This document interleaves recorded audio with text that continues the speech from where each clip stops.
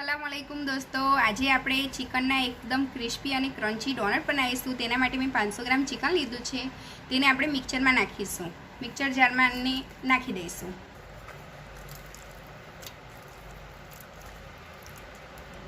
અડધું ચિકન મેં અંદર નાખી દીધું છે। એક મીડિયમ સાઇઝની ડુંગળી લીધી છે, તેને આ રીતે કટ કરી નાખી છે। તેને મેથી બી અડધું આપણે અંદર નાખી દઈશું મિક્સર જારમાં। અને આ લીલા મરચાં લીધા છે, 3 ઝીણા કાપી કાઢ્યા છે, એને બી આપણે અંદર અડધા નાખી દઈશું। 500 ગ્રામ ચિકન માટે મેં 4 બ્રેડ લીધા છે, તેને આપણે ઝીણા ટુકડા કરી દેવાના છે આ રીતે। તેની મેથી 2 બ્રેડના ટુકડા મેં હમણાં અંદર મિક્સરમાં નાખી દઈશ। આ રીતે ઝીણા ટુકડા કરીને એને અંદર આપણે નાખી દેવાના છે।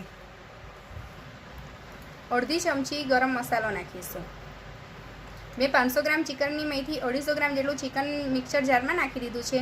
તેના ભાગનો બધો મસાલો મેં અંદર એડ કરી રહી છું અને બીજી વખતે પાછો 250 પીસીશું તેની અંદર આપણે એ જ પ્રમાણે બીજો મસાલો અંદર એડ કરવાનો છે।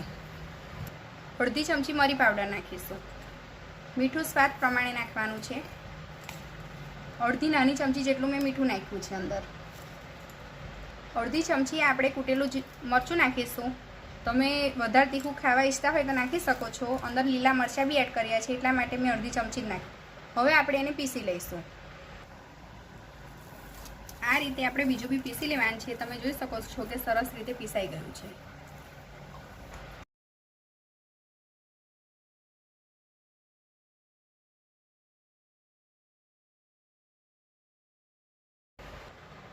આપણો બધો મસાલો પીસાઈ ગયો છે। એની અંદર આપણે 1.5 ચમચી જેટલું આદુ લસણની પેસ્ટ એડ કરીશું। જો આદુ લસણની પેસ્ટ ના હોય તો તમે આખું આદુ લસણ બી અંદર નાખી શકો છો। આદુ અને લસણ બંને નાખી અને અંદર જોડે જોડે પીસી શકો છો। અને ઝીણા બારીક સમારેલા આપણે લીલા ધાણા નાખીશું। હવે બધું મિક્સ કરી દઈશું। મેં પેસ્ટ હતી એટલા માટે જોડે નથી નાખી, અને તમારી પાસે પેસ્ટ ના હોય તો તમે જોડે અંદર એડ કરીને કરી શકો છો।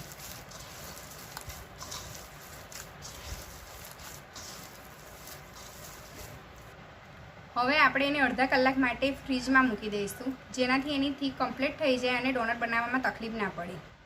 આપણે ડોનટના મસાલાને અડધો કલાક થઈ ગયો છે। હવે આપણે ડોનટ બનાવીશું, પણ તેના પહેલાં સૌથી પહેલાં આપણે 2 ઈંડા લીધા છે અને તેનો આપણે ગોળ તૈયાર કરીશું। આ રીતે ઈંડાને ફોડી લેવાના છે। એની અંદર આપણે થોડુંક અમથું મીઠું નાખીશું અને એને સરસ રીતે આપણે ફેટી લઈશું। તમારે થોડોક તેલવાળો હાથ કરી અને આ રીતે મસાલાને હાથમાં લેવાનો છે અને એનો એક બોલ બનાવીશું આપણે। આ રીતે થોડોક દાબીને આપણે બોલ બનાવી દેવાનો છે। બોલ તૈયાર થાય એટલે એને થોડોક આ રીતે કટલેસ જેવો શેપ આપી દેવાનો છે। ગોળ થોડોક જાડું રાખવાનું છે, આપણે એકદમ પાતળું એને કરી નથી દેવાનું। તમે જોઈ શકો છો કે એની કિનારી બી મેં સરખી રીતે ગોળ કરી રહી છું। એટલે આ રીતે એનો શેપ આપી દેવાનો છે।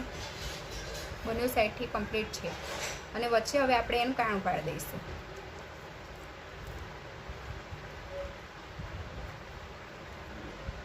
આ રીતે ડોનટ તૈયાર કરવાના છે। હવે એને આપણે નાખીશું ઈંડાના ગોળમાં। આ રીતે ઈંડાના ગોળમાં નાખી અને સરસ રીતે બંને સાઈડથી ઈંડાના ગોળને લપેટી લેવાનું છે। એ નાખીશું બ્રેડ ક્રમ્સમાં। આ બ્રેડ ક્રમ્સ જે આપણે સાદો બનાવીએ છીએ તે નથી, આપણે પેનકો બ્રેડ ક્રમ્સ લીધો છે, તેનાથી ખૂબ જ ક્રિસ્પી થાય છે ડોનટ છે કે પછી તમે ગમે તે પેટીસ કે ગમે તે બનાવો તે ખૂબ જ ક્રિસ્પી થાય છે। અને તમને એની રેસીપી જોવી હોય તો તમે મારી ચેનલ પર જોઈ શકો છો, ટેસ્ટ ઓફ ખત્રીમાં, કે કેવી રીતના બનાવવાનું છે તે। આ રીતે સરસ રીતે પેનકો બ્રેડ ક્રમ્સને બધી સાઈડથી એને આપણે લપેટી દેવાનું છે। આ રીતે બધા ડોનટ આપણે તૈયાર કરી દેવાના છે। આપણા બધા ડોનટ બનીને તૈયાર થઈ ગયા છે। હવે આપણે એને ફ્રાય કરી લઈશું। મીડિયમ ગેસ પર આપણે તળવાના છે। આપણે બધા ડોનટ અંદર નાખી દઈશું।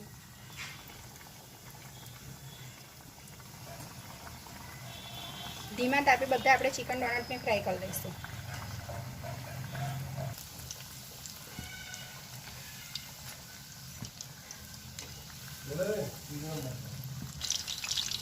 આપણા ચિકન ડોનટ તૈયાર થઈ ગયા છે, સરસ ગોલ્ડન બ્રાઉન કલરના થઈ ગયા છે. હવે આપણે એને નીકાળી લઈશું.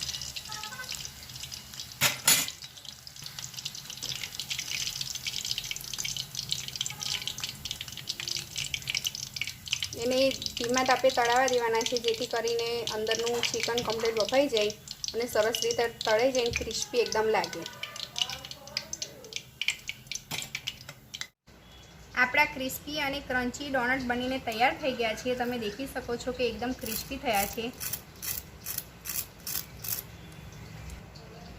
આ રીતે નવી નવી રેસીપી જોવા માટે અમારી ચેનલને સબસ્ક્રાઈબ કરવાનું ભૂલશો નહીં અને લાઈક આપવાનું ભૂલશો નહીં. શેર કરજો. નવી રેસીપી સાથે ફરી મળીશું. અલ્લાહ હાફિઝ.